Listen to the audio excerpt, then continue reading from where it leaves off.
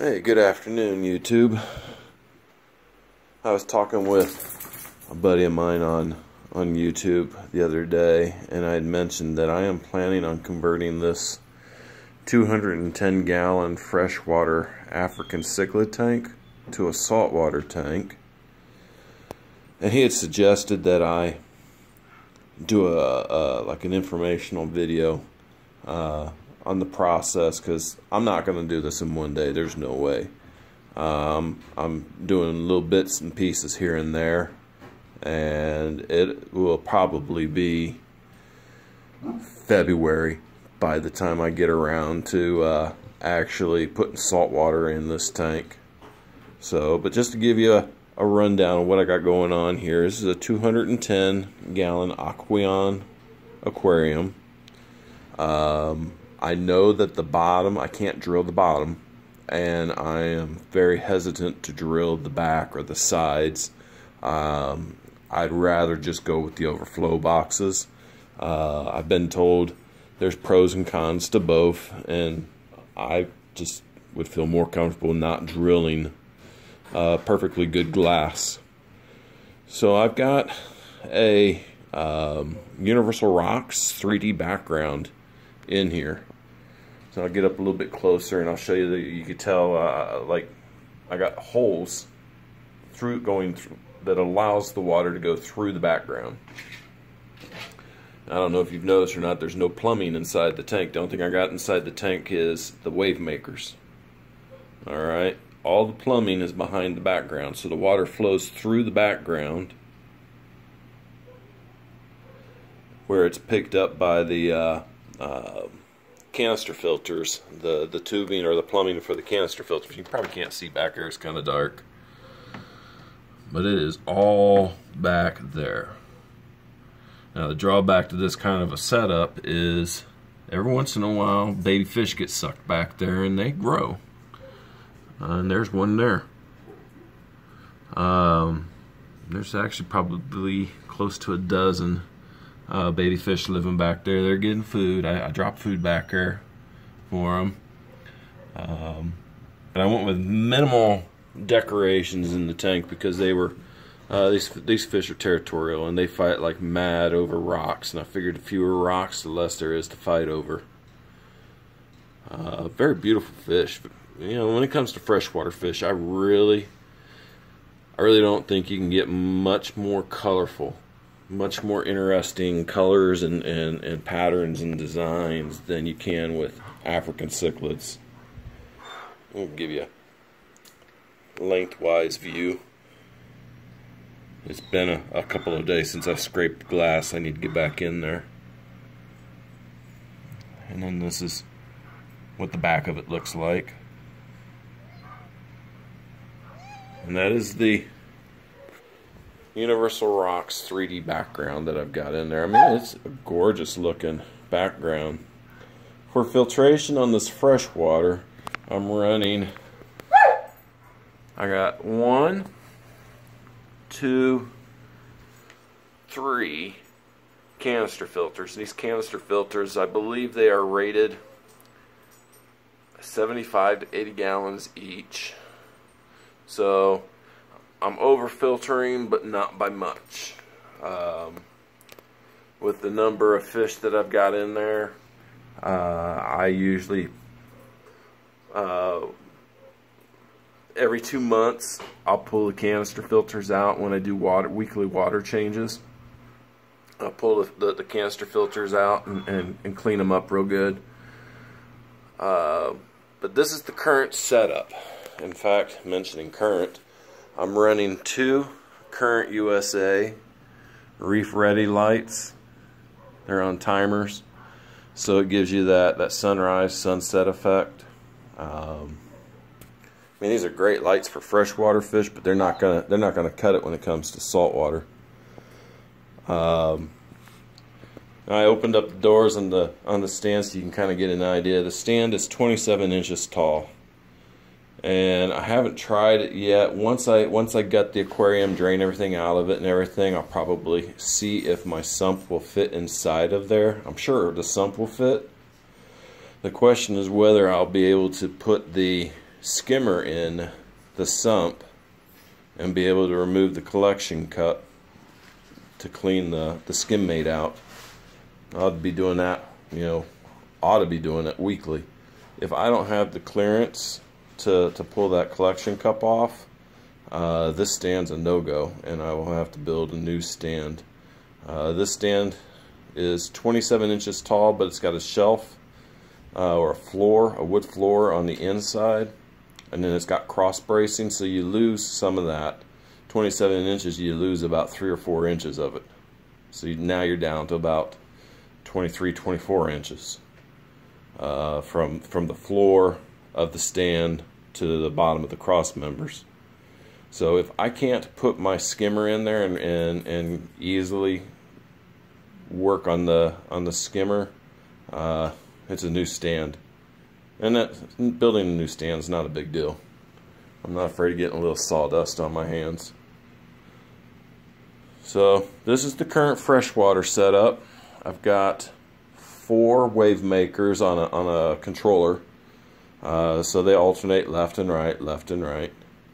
You know, as far as freshwater cichlid setups, I mean, this thing works. It's doing a good job as far as I'm concerned. My water's always been crystal clear. I get the occasional outbreak of algae, and these guys will eat it up right away. What they don't eat, I scrape off and get sucked through the filters. You know, it's a good setup. If I had it to do all over again, I would probably exactly the same setup that I've got here. So I'm going to pause this, and I'm going to take y'all upstairs, and I'm going to show you my saltwater tank. This is a 210 gallon. My saltwater tank, when you look at it, you're going to be like, man, that's small. It's a 50-gallon cube. So going from a 50-gallon cube to this 210-gallon, converting that over to salt, is going to be a dream. It's going to be a little bit of an expensive dream, but it still is going to be a nice dream. Alright, I'm going to pause this, and we're going to go upstairs and take a look at that 50-gallon. Alright, here we are in my little office man cave. This is the 50-gallon aquarium. It's saltwater. It's made by SC Aquariums, and you can do a Google search, SCA, and it usually pulls them up. They've got a lot of different setups. They've got 50 gallons, 80, 90, 100, I think all the way up to 150 gallon aquariums that are pre-drilled. It's what they call a plug and play. So you get the tank, a stand, a sump, a skimmer, and a pump, and the plumbing. Now if you want any additional filtration, they can sell it to you, or you can buy it on your own. If you want a custom overflow box, they can drill it for you and install the custom overflow box. But this is, right now, this is my 50-gallon setup. And I've got the stand. On this stand, I made it myself. If you go on to the King of DIY, he's got several videos on building stands, and they're really easy, but these things are built like a tank. I mean, you really would have to go out of your way to knock one of these things over or do damage to it, to where you'd be, you know, water damage or anything like that. You'd have to really go out of your way to mess one of these stands up.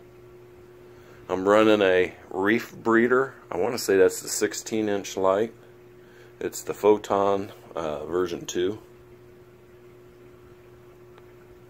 Let me see if I can get light on underneath the stand. I'm running a Apex system, so I can control all of this stuff from my cell phone or from my my computer. And of course, I'm using the cell phone to shoot video. So give me a second here.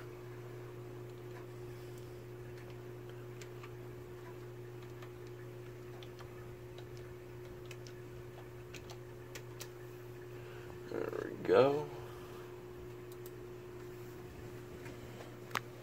And there's the light inside of there. So when I got this system from SC Aquariums, it was a plug and play, but I decided I didn't want to use the stand that came with it. The stand that comes with it is a particle board, and you get it wet and it kind of turns to mush. I didn't want to mess with that, so I built my own stand. But it came with the 50-gallon cube. Came with the, I want to say that's a 19-gallon sump, a pump, and the skimmer. Now I've replaced the pump, but this is my plumbing. I got a main return, emergency overflow, and a primary drain. I've got the gate valve on the primary drain to control the flow. It's real simplistic. It doesn't have to be any more complex than it is. I'm also running a Aquatop reactor, and I've got Chaeto algae inside of there.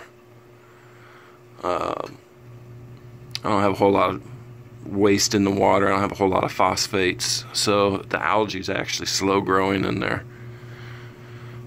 And then there's the Apex power bar.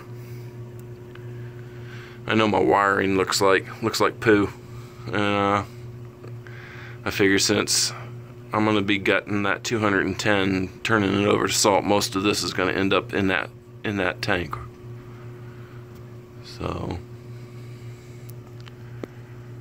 but this is the underside of my stand. Turned out really nicely. Instead of having hinged doors, the doors hook underneath the lip here, and it pushes back, and then you slide it over, and it stays put. Easy to get in and out, and instead of having to maneuver around doors, I just take them off. Don't even worry about it. I've actually had the doors off longer than they've been on. In my little office here, I'm kind of limited on space. I've got my 5-gallon Trigger Systems ATO box. That is the sump I plan on using in the 210. It's the Trigger Systems Sapphire. I want to say it's the 34. And I think the 34 stands for the gallons. I think it's a 34 gallons, or maybe 34 inches from one end to the other. It's got 2 inputs, three chambers, pretty decent sized sump.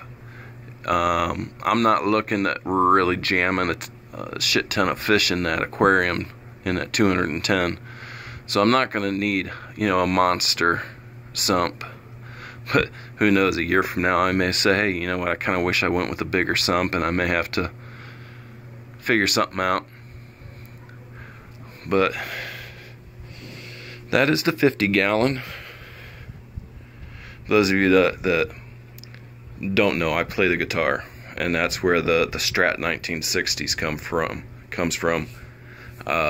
This little blue Fender Stratocaster is a 1960s reissue. Love the guitar, never given me any issues whatsoever, but we're not talking about guitars, we're talking about fish. So again, that's the 50, and then I've got my little quarantine tank set up. So whenever I get a new fish, I drop them in there and put them in quarantine for about 8 weeks. This is also my little saltwater mixing station. So this is where I'm at. Like I said, I'm piecing together what I need for the saltwater tank. I've already got the sump. I've got a Aquamax skimmer. I think that might be in another room, and I'll break that out and show it to y'all in another video. But Right now, this is it. This is the setup. I pretty much want to take everything that's in this tank and put it in that 210 gallon tank.